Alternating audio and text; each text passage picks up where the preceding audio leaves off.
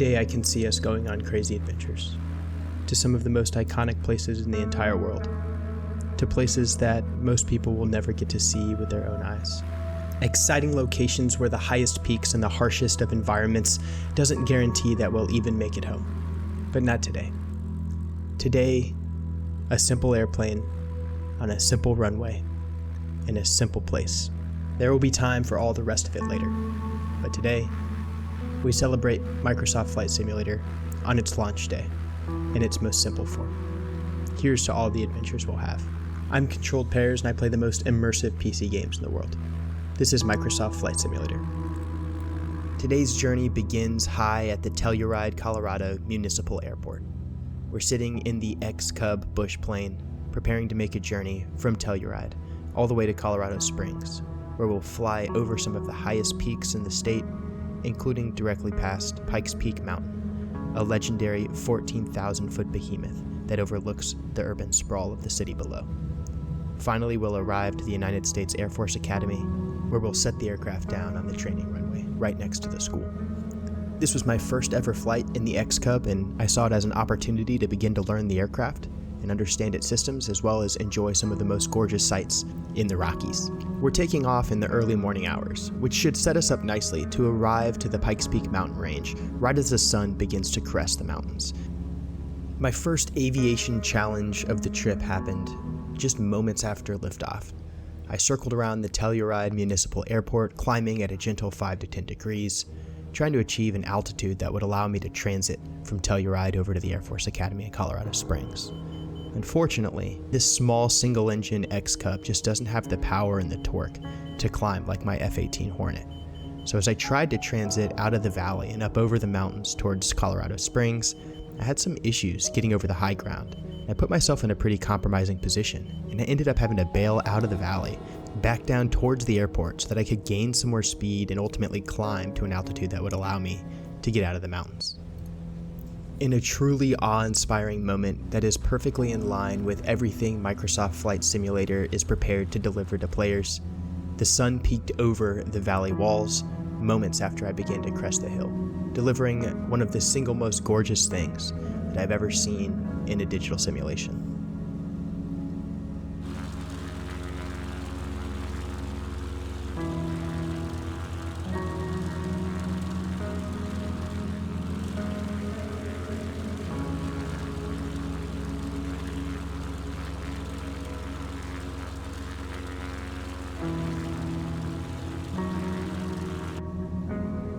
Having achieved a safe cruising altitude, at least for the time being, I began to manipulate the aircraft systems. I discovered how to use the touchscreen on the console to manipulate my GPS and all of my navigation settings.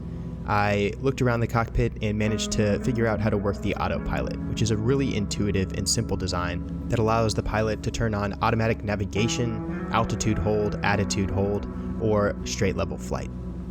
I got comfortable with how to manipulate the radios, located my fuel gauge, and all the other typical avionics settings that you would expect in an aircraft. What I discovered was that XCub is a very modern and very capable airframe that is no doubt positioned well to take me on many bush trips into some of the most hectic environments in the world as we continue to explore this amazing game. Don't be fooled though, the trip was still perilous. Even after we managed to escape the valley in Telluride, there was plenty of high peaks that we had to negotiate as we transited towards Colorado Springs. But the more I flew, the more gorgeous the environment became, and the more comfortable I felt with the aircraft. The more I trusted the autopilot, and the more I was able to enjoy the incredible scenery offered by some of the most picturesque scenery in all of North America.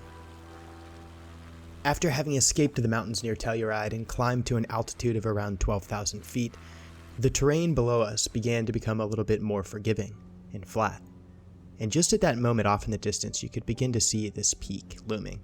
There's something about Pikes Peak that makes it a little bit different than most 14,000-foot mountains in North America.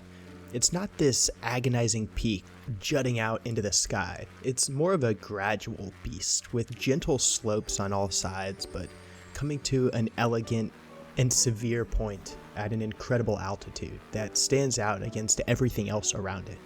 That's exactly the sight that I was able to take in as I passed by Pikes Peak and settled into the valley that is Colorado Springs and oriented myself to the United States Air Force Academy, where ultimately we would set the aircraft down.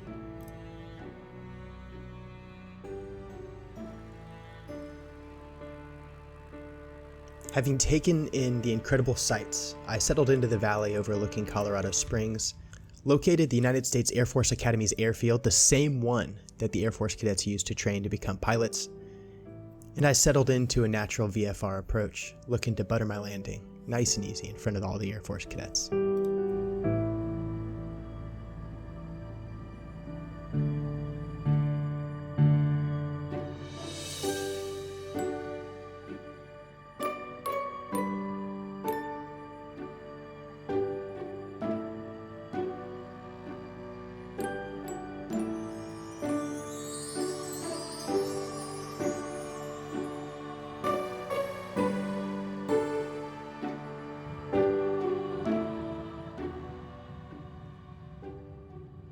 I'm blown away by Microsoft Flight Simulator 2020.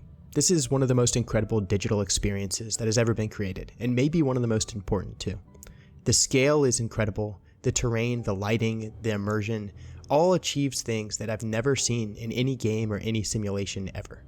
The possibilities are endless, and while this might be slightly different than some of the games that I traditionally play, there's no doubt that Microsoft Flight Simulator 2020 is one of the most immersive games in the world. I'm Controlled Pairs, and I'll see you in the next one.